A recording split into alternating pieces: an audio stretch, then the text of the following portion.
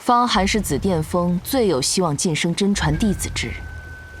待他突破神通秘境，我方家就会多一支柱。一个活不过10年的废物罢了。修行之人，从来不惧怕强大的敌人。贪生怕死，畏手畏脚，难道别人就会放过你？10年之后，谁胜谁负，那也要打过才知道。他能突破神通，我就不能吗？姐姐就是偏袒那个方寒，你知道为了他，峰内弟子受了多大的委屈吗？他根本没把自己当做方家人。姐姐，你是不是被他灌了什么迷魂汤？怎么就看不清这个人呢？住口！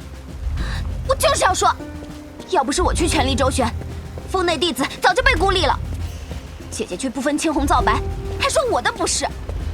要不是其他师兄护着，恐怕连我也要遭他毒手。